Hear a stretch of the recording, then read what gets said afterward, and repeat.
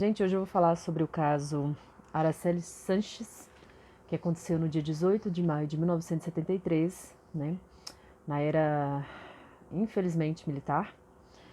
E Araceli tinha 8 anos de idade, né, foi uma das vítimas mais novas no Brasil de homicídio, de uma atrocidade sem tamanho, e é, infelizmente, um crime que até hoje deixou muito a desejar nas investigações, nos culpados, né. Araceli nasceu em São Paulo, tá? Mas morava em Santa Catarina, cidade de Vitória. Ela estudava um pouquinho longe de casa e tinha que pegar ônibus, né? Tanto é que ela largava da escola 4h30 da tarde e era exatamente a hora que o ônibus dela passava.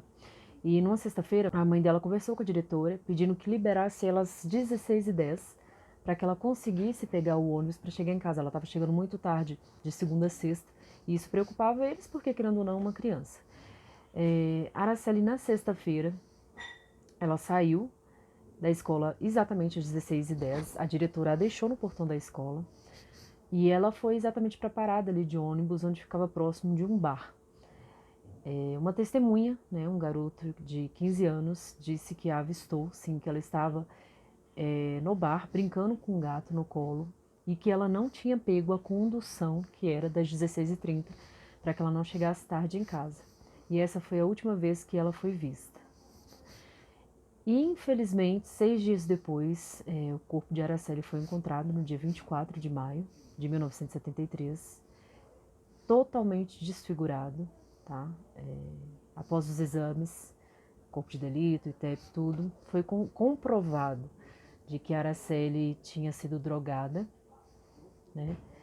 De que a Araceli tinha sido torturada, espancada, estrupada.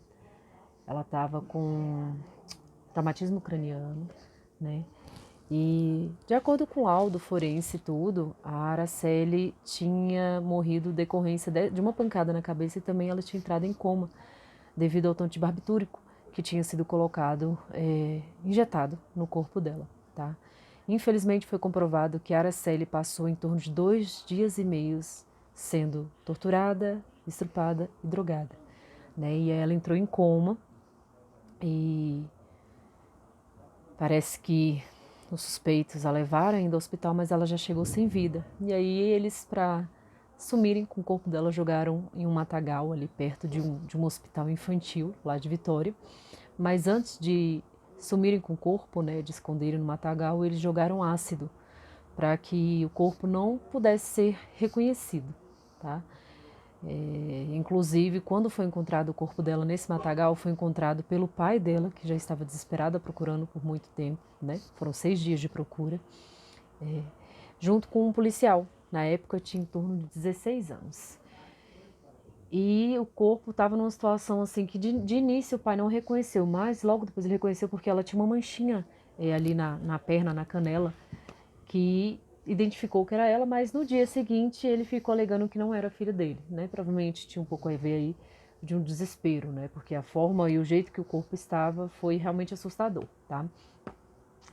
Nós temos 3 culpados, né, suspeitos, que foram a julgamento na época. Em 1980, eles foram tidos como culpados, mas depois teve um outro julgamento e aí, infelizmente, eles foram absolvidos por falta mesmo de prova contundentes.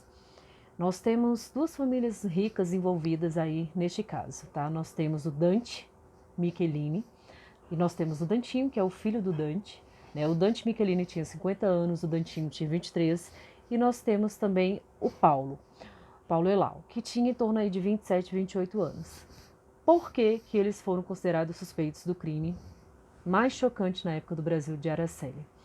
Porque foi comprovado de que o bar do Michelini, né, que era uma família muito rica, da alta sociedade, eles mexiam com latifúndio, já a família do Paulo mexia com hotelaria, com comércio, né, eram famílias realmente muito ricas. Foi comprovado de que a Araceli tinha sido colocada em cárcere privado num dos bares da família Michelini. Aqui, a menina teria ficado presa há alguns dias no sótão, sendo drogada e violentada por Elau e Dantinho, com a conivência do pai deste. E foi exatamente lá onde ela foi drogada, estrupada, né? judiada, de todas as formas que a gente não consegue nem imaginar para uma criança de apenas 8 anos. Apesar de ter 8 anos, a Araceli era uma menina desenvolvida. Então era uma menina que chamava atenção, ela era uma menina muito bonita, né? Filha de pais não brasileiros, mas ela nasceu em São Paulo. E infelizmente constatou que ela tinha mordidas na parte da vagina, ela tinha mordidas na parte do seio, ela tinha sido asfixiada, né? Violência sexual ali, tudo comprovado.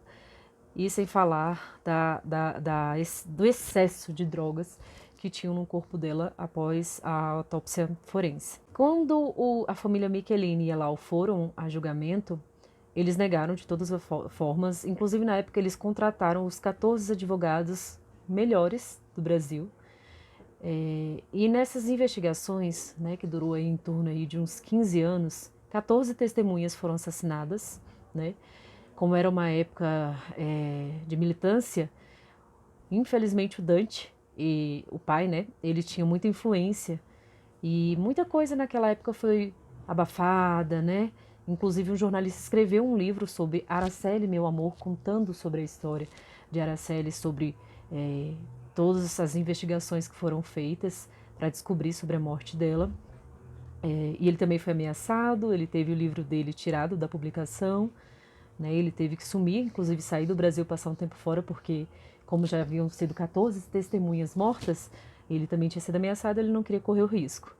E, infelizmente é um caso, gente, que até hoje não se tem uma certeza, né? Inclusive o Dante já está morto, o Michelini, porque na época ele tinha 50 anos. Ainda vivos temos o Paulo e Lau, né? E temos o Dantinho.